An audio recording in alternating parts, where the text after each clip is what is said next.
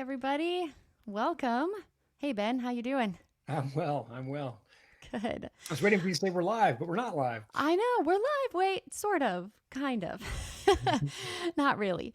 So we are back with another pre-recorded episode for you guys. Again, we just wanted to keep bringing content your way and this was a fun way to do it. So even though it's not a true live in, church world, what we now get to call a simulated live Yes. is what we are. But we still want to hear your comments and your feedback. So please continue to keep up in the chat. Our teams will be in the chat and responding and getting questions where they need to be. So don't be shy. Stay engaged because we want to continue this conversation moving. So today we are going to talk about communication between the stage and the booth. And I just it goes without saying, I just think it's so important. It's so important to establish that good communication, that good relationship. And so I'd love to kick it off this shorter episode here. Ben, maybe you could kick it off here with some tips from your perspective of how do you approach serving and coming alongside of the people that are on stage when you're running audio for an event. Well, I think you hit the nail on the head right away when you said relationship. It's Mm, I wouldn't even say it's about communication. It's about relationship. I think that's absolutely. absolutely the word that whether you're coming from a leadership standpoint or you're coming from the audio person in the booth, I think it's same. It's about mutual respect. It's about understanding the vision. Yep. And I have a couple great examples, but I'll say first that nobody cares how much you know until they Yeah, know how much you care. absolutely. So, be sure to love those people on your team. Yeah. If you're a worship leader, love your sound person. When they feel loved, they're going to be a lot more responsive and a lot more respectful. Yep. But I think the best example I can give is my very close friend, my brother Calvin Barnes, who is the lead. He's the front of house engineer for Phillips Craig and Dean. Okay. Uh, we are super close friends, and so I know his heart. I know he's now a lead pastor as well. But there Okay. was a time when he wasn't a lead pastor, and he was serving a church as a sound engineer.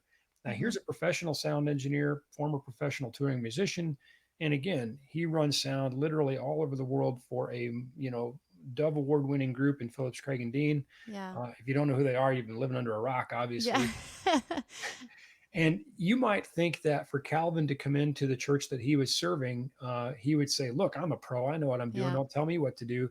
Yep. That is not his approach. Calvin said, "I'm here to serve. I need to serve the vision of the lead pastor, which is brought to me via the worship leader." Mm-hmm. So, he said, how should it sound? What sounds Yeah. good to you? What's the vision?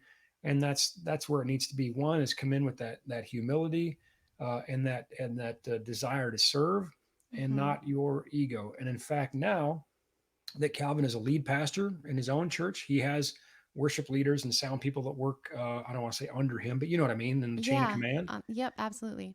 And I think we've talked about the sound person at my church. And I think that both of those sound people would say the same thing that rather than having staunch critics, Yeah. Calvin and I are both, experts in our field. That does not make us harsh critics. It actually makes us strong supporters. It makes us Yeah. people who really Yep. appreciate what they do and Yep. give them a lot of love and latitude. Yeah. Yeah. Absolutely. Absolutely. I love that, and I think for me when I go into churches, it's it's one of those things that is tricky because I try to establish relationship with them prior, and whether it's talking with the worship leader and the pastor, so there's that, but I don't always get to talk with the entire worship team before I arrive, or some with the sound engineer. But it's so crucial for me to walk in with a like humble submissive attitude, that it's like, okay, I'm here to serve you guys, I'm a guest in this house. And Mm-hmm. so I'm not coming in to push my agenda. I want to learn the context. I want to learn, what you guys are striving for and what your goals are, and, serve you guys. And so I think that breaks down some barriers too, because I think there's a little bit of maybe fear, uncertainty from the booth. Like, is this going to be really hard? She's going to have a lot of things that she needs. And I try to make it really easy for the most part, but just having that, open communication and just the understanding, even establishing from the beginning, like, I'm here to serve you guys. So, let me come alongside you, and we'll work this out together. And I think from my perspective, I've seen that really break down a lot of barriers right off the Oh get-go, yeah. and it's Love been cures a lot, helpful. doesn't it? Yeah, it sure does. It sure If does. they love working with you, a lot of things are just easier all the way around. Yeah. And again, S- that's a two-way street, It is. If your That's sound the person thing. feels loved, they're gonna handle criticism much better. They're gonna handle the unpleasant parts much better. And likewise, it's just like I said, two-way street. Yeah, absolutely. It's about So, recognizing that everybody's important to yeah. everybody on the stage. Yes. I've toured with Phillips, Craig, and Dean, and the only names I've ever seen on the marquee were Phillips, Craig, and Dean. Randy, Sean, Yeah. and Dan. Calvin's name's not on there.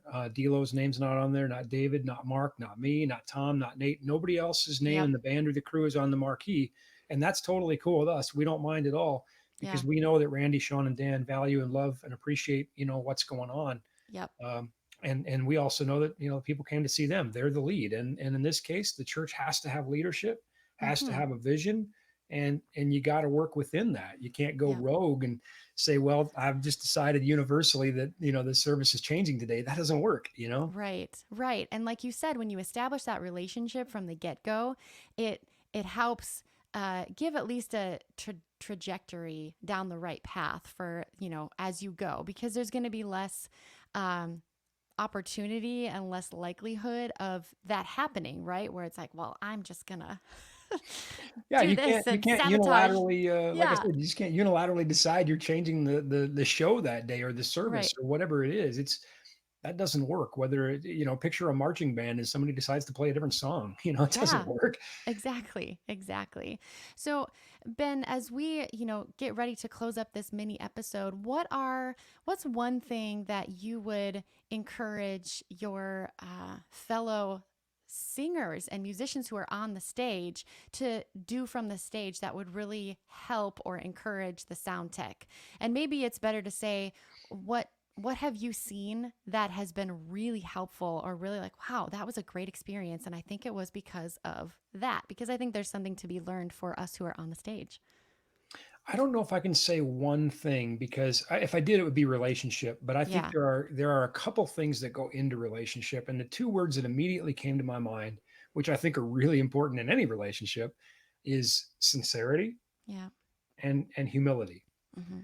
And again, if you have that relationship, uh, once you have that built, then a lot of things are okay. Yep. I've been teed off on by singers who I know are wonderful people and Yep. are great people, you know, uh, and I don't know what led to that moment, Yeah.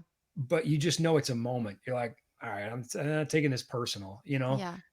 In fact, a lot of times, later I'll be like, are you okay? You all right? Yeah. Yep. You have a Because you care. You have a because relationship. we care. Yeah. Exactly. There's a Yep. relationship. Maybe they got some bad news, on Yep. the phone, or it's not easy being that person on stage. Yep. So you have to recognize the humanity of everybody. But Yeah. again, that's a two. If day one Yeah. you come off the stage and tee off on your sound person, that person might be like, whoa, you know, Okay, here we Woo, go. we got no history. I don't know. And vice versa. Look, if Yeah. if you come from the booth to the stage and you're like, I'm a pro, I know what I'm doing.